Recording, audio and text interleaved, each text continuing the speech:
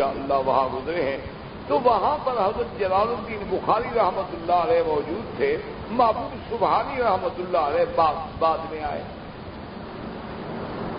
تو اب محبوب سبحانی رحمۃ اللہ علیہ جب بعد میں آئے تو ایک طریقہ ہوتا ہے نا کہ جی جیسے آپ اگر پہلے بیٹھے ہوں تو آداب کا تقاضا یہ ہوتا ہے کہ میں آپ سے اجازت لے کے بیٹھوں، بھائی میں آ سکتا ہوں، اخلاقی بات۔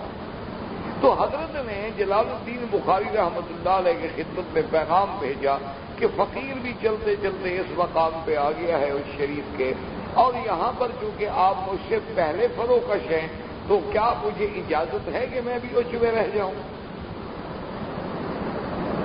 پیغام بھیج۔ حضرت جلال الدین بخاری رحمۃ اللہ علیہ کو جب پیغام ملا تو مسکرائے اور خادم سے کہا کہ بھی ایک پیالے میں دودھ لے آؤ۔ وہ دودھ لے آئے، پر میں اس کو بڑے ادب کے ساتھ اس پہ رکھو پیالے کو کسی نیچے ٹرے وغیرہ میں، اور اوپر اچھی طرح ڈھانک کے تو حضرت محبوب کی خدمت میں جا کے پیش کراؤ۔ اچھا اب سب نے یہی سمجھا کہ بھئی اب مہمانی ہے، یعنی آدمی دودھ سے افضل چیز کوئی نہیں ہے، تو حضرت ان کو گویا کہ ایک قسم کا ناشتہ سمجھنے، روٹی سمجھنے، دعوت سمجھنے بھیج رہے ہیں۔ تو وہ پیالہ لبالب بھرا ہوا وہ خادم لے کے حضرت محبوب سبحانی کی خدمت میں آیا، تو حضرت نے جب دیکھا تو حضرت بھی مسکرائے، اور ان کے ہاتھ میں گلاب کا پھول تھا، تو حضرت محبوب سبحانی کے ہاتھ میں اس گلاب کے پھول سے ایک پتی نوچی اور اسے دودھ پہ رکھ کے دودھ واپس بھجوا دیا۔ اب جو میرے جیسے لوگ تھے وہ تو مٹی سمجھے، انہوں نے کہا عجیب بات ہے، انہوں نے دودھ بھیج دیا، دودھ کو تو شریعت میں واپس نہیں کرنا چاہیے، انہوں نے کیسے سنت کی خلاف ورزی کر لی، دودھ واپس کر دیا، اور پھر یہ ہے کہ اوپر گلاب کی پتی کیوں رکھ دی، یہ کیا بات ہے؟ تو جب ان کی خدمت میں آیا حضرت جلال الدین بخاری رحمۃ اللہ علیہ کی خدمت میں، تو آپ نے وہی دودھ کا پیالہ بھی اور ساتھ ایک روٹی کے ٹکڑے بھی بھجوا دیے حضرت کی خدمت میں۔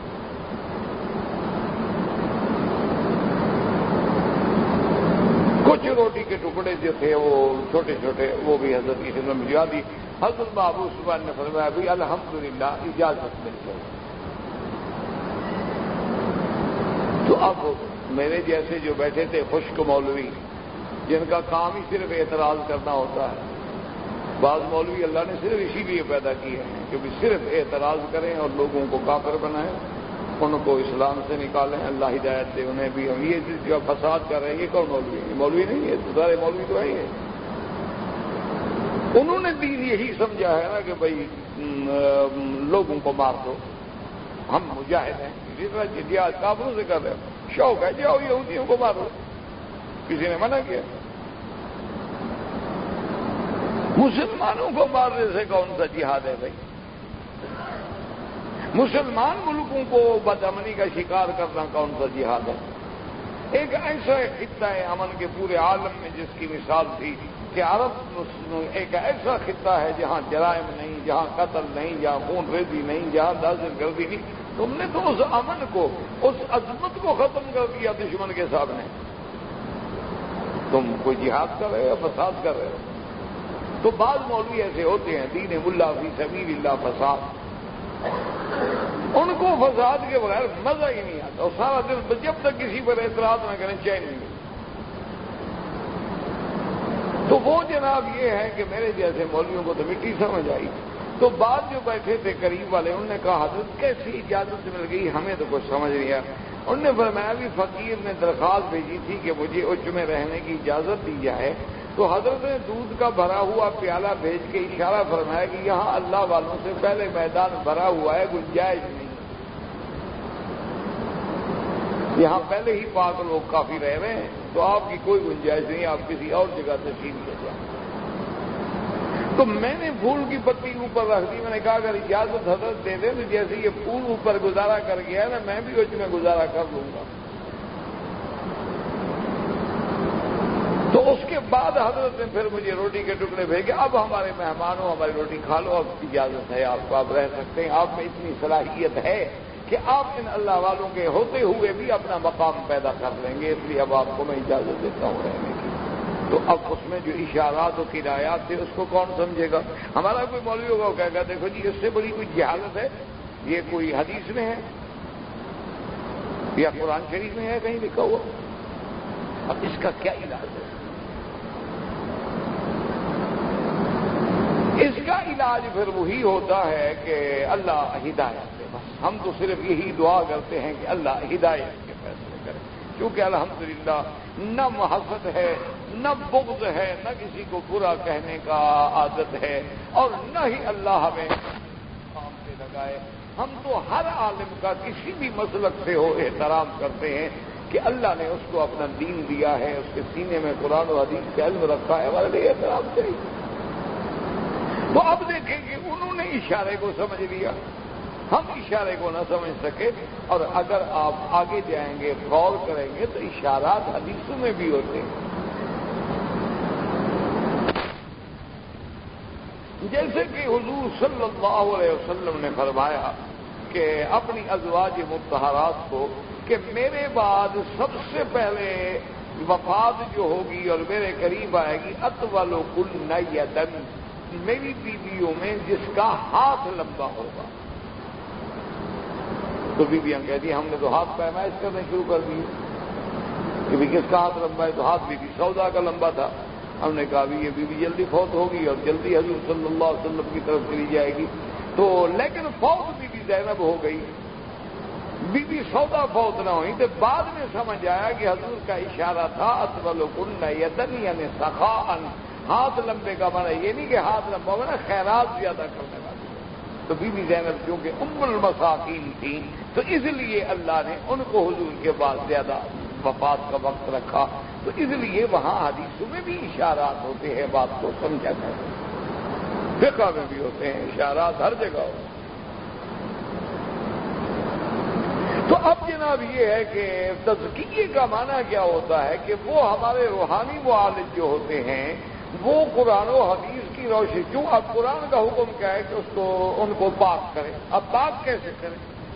تو اب پاک کرنے کا طریقہ ہوگا، تو وہ ان کا طریقہ ہوتا ہے، وہ سمجھتے ہیں کہ بھئی یہ بندہ جو ہے یہ کیسے ٹھیک ہوگا؟ وہ کہتے ہیں کہ بھئی آپ ایسا کریں نا، آپ روزانہ 5 پارے من قرآن پڑھا کریں،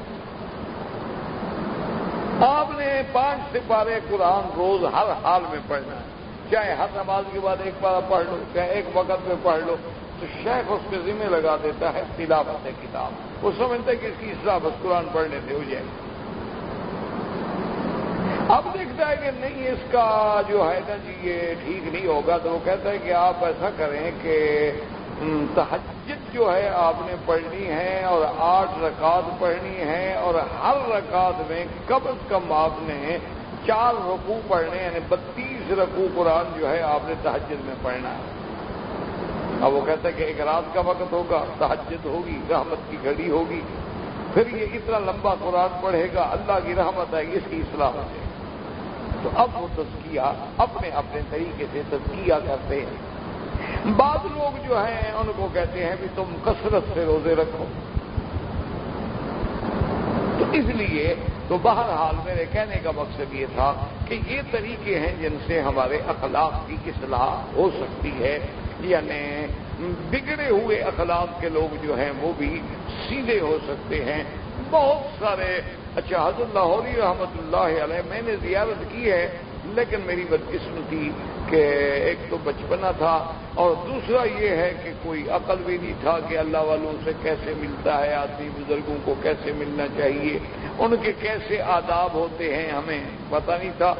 تو ملا تو میں ہوں حضرت کی، مجھے یاد ہے ملاقات، زیارت بھی میں نے کی ہے، لیکن وہ افسوس ہے کہ بھئی ادب نہیں تھا، نہ جانتا تھا کہ کوئی فیض حاصل کر سکے، مقدر میں بھی نہیں ہوگا۔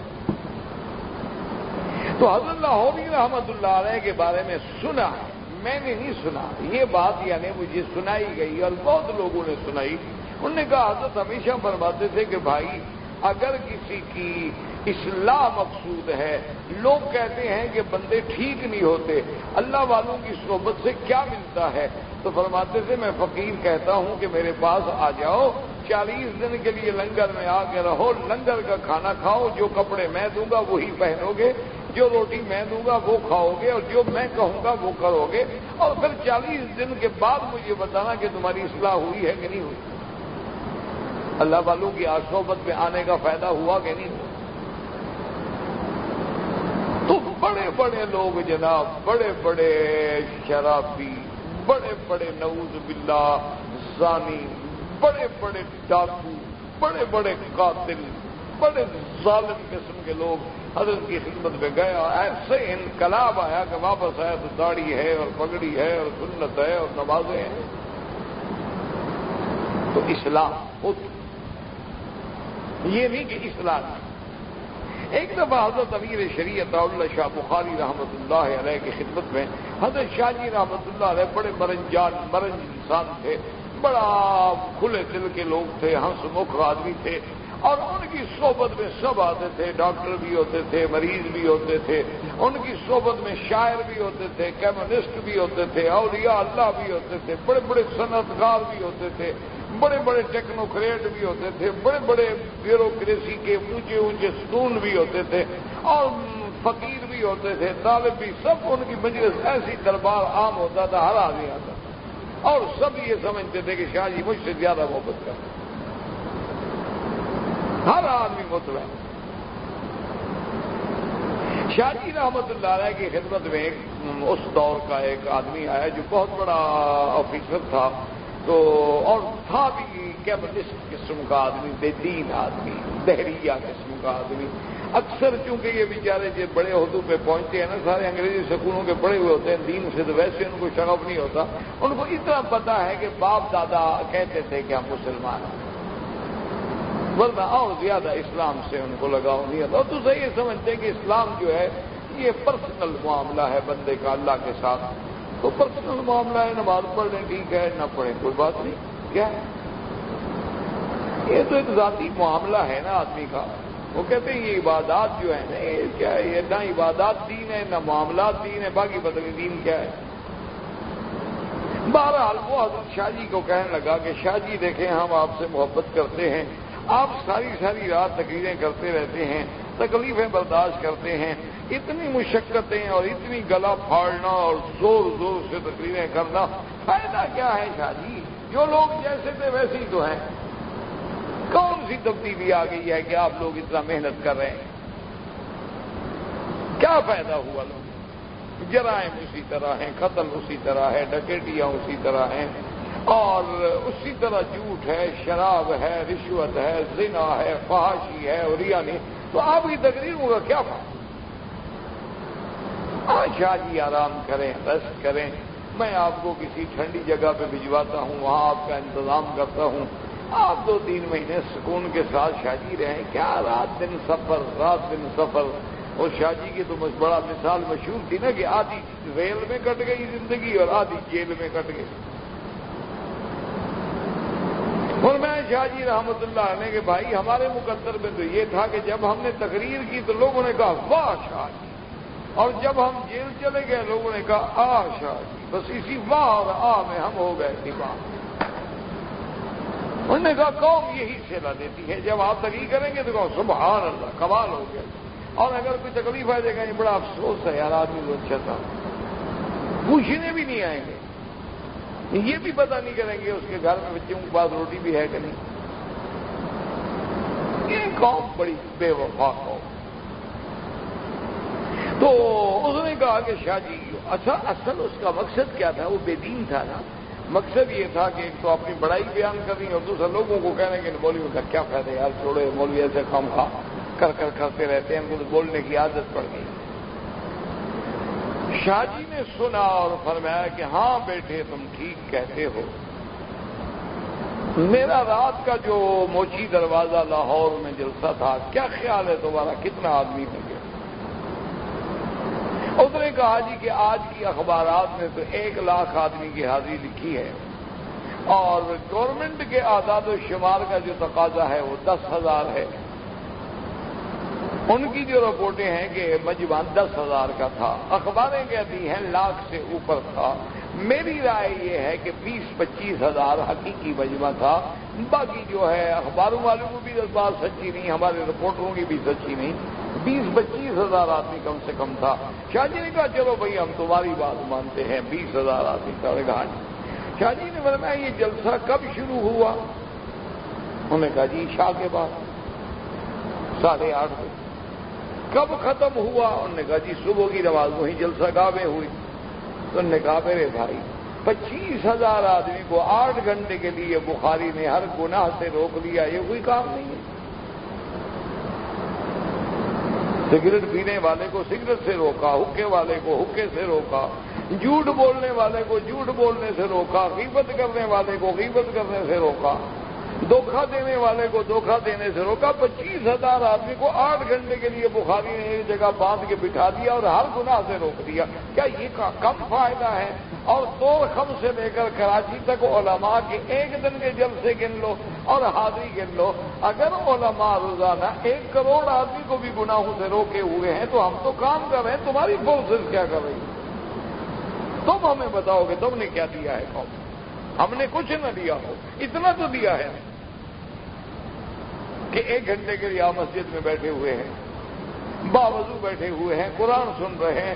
اگر آپ گھر میں بیٹھے ہوتے ہو سکتا ہے جھوٹ بول رہے ہوتے، ہو سکتا ہے فلم دیکھ رہے ہوتے، ہو سکتا ہے ٹی وی دیکھ رہے ہوتے، ہو سکتا ہے اخبار پڑھ رہے ہوتے، ہو سکتا ہے کسی سے غلط قسم کی بات کہہ رہے ہوتے۔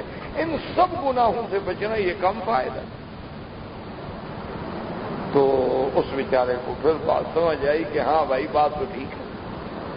تو اس لیے ہمیشہ یاد رکھیں کہ ہمارا دین یہ کہتا ہے کہ انسان کی اخلاق کی اصلاح بھی ہوتی ہے، لیکن طریقے ہوتے ہیں، اور سب سے اہم طریقہ جو ہے وہ یہی ہوتا ہے کہ نماز، تلاوت کتاب اور قرآن کی تلاوت، حدیث مبارک کی تلاوت، اہل اللہ کی صحبت، علماء حقہ کی صحبت، اور وہ صوفیاء کرام جو قرآن و سنت کو اپنا اوڑھنا اور بچھونا سمجھتے ہوں، جن کے ایک ہاتھ میں قرآن ہو اور ایک ہاتھ میں بیان ہو۔ یہ ہم کچھ نہیں کہہ رہے، یہ ساری باتیں کہاں سے؟ آپ کی فاتحہ سے ہیں ساری باتیں۔ کیوں؟ قرآن کے فاتحہ میں نا صراط المستقیم، صراط الذین انعمت علیہم، اور انعمت علیہم کون ہے؟ جنہوں نے ICS کیا ہوا ہو یا CSP کیا ہوا وہ ہوتے ہیں انعمت علیہم۔ نہ انعمت علیہم سے کیا مراد ہے؟ یعنی جن لوگوں نے PhD کیا ہو، CSP کیا ہو، ICS کا امتحان دیا ہو، یا منسٹر ہوں یا گورنر ہوں، وہ نہیں۔ فرمایا انعم اللہ علیہم من النبیین والصدیقین والشہداء والصالحین وحسن اولئک رفیقا۔ ان سے تو اخلاق کی اصلاح ہو، ورنہ کیسے اصلاح؟ تو اسی لیے اب علماء کرام نے، علماء متاخرین نے یہ لکھا ہے کہ جب ہم سورۃ فاتحہ کی تلاوت کرتے ہیں تو اس میں ہمیں تعلیم اخلاق ہے۔ اسی لیے جیسے آتا ہے کہ تخلقوا باخلاق اللہ، تم اللہ تبارک و تعالیٰ کے اخلاق کے مطابق اپنا خلق بناؤ۔ اب بندہ اللہ کے اخلاق کے مطابق کیسے خلق بنائے، اس کو سمجھو۔ انہوں نے فرمایا کہ جب ہم پڑھتے ہیں الحمدللہ رب العالمین تو خلق اول کیا ملا کہ اللہ کی ذات محمود ہے، تمام حمد کی سزاوار، تمام محامد کے لائق اللہ کی ذات ہے۔ تو ہمیں اس میں اخلاقی سبق کیا ملا کہ بھائی تم بھی محمود بنو، تم بھی مذموم نہ بنو، ایسے کام کرو کہ لوگ تمہارے بارے میں بھی اچھی رائے کا اظہار کریں۔ اب دوسرا خلق کیا ملا؟ رب العالمین، ہے رب، سب کا رب، سب کا تربیت کرنے والا، سب کا پالنے والا۔ اچھا صرف انسان نہیں، انسان، جن، چرند، پرند، حیوان، سب کو پالنے والا کون ہے؟ اللہ ہے۔ اچھا وہ پالنے کا انداز ایسا ہے کہ جن چیزوں کی ضرورت ہے اللہ نے سب کے لیے عام کر دی۔ یہ نہیں ہے کہ بارش برسے گی مسلمان کے گھر میں تو آئے گی لیکن کافر کے گھر میں نہیں برسے گی، بلکہ ان کے ملک میں تو اور زیادہ ہوتی ہے۔ ہم تو دعائیں مانگتے رہتے ہیں، وہ بغیر دعا کے تنگ آئے ہوئے ہوتے ہیں۔ جب دیکھو بارش۔ اچھا بالکل آپ گھر سے نکلیں گے نا، بالکل موسم بالکل یعنی کلیئر ہوگا، لیکن وہ 15 منٹ آدھے گھنٹے کے بعد بارش شروع ہو جائے گی۔ اسی لیے وہاں بڑا مشہور ہے نا کہ 3W کا کوئی پتہ نہیں ہوتا، ویدر، ورک اور موومنٹ، یعنی گھر سے نکلو یہ بھی پتہ نہیں ہوتا کہ واپسی پہ بیوی گھر میں ہوگی یا چلی گئی ہوگی، اور ڈپٹی ورک کا بھی پتہ نہیں ہوتا کہ جب کام پہ جاؤ گے جناب چھٹی السلام علیکم آپ کا کام ختم ہو گیا ہے، اور ویدر کا بھی پتہ نہیں ہوتا کہ ابھی تو سورج نکلا ہوا ہے جب ہم آگے جائیں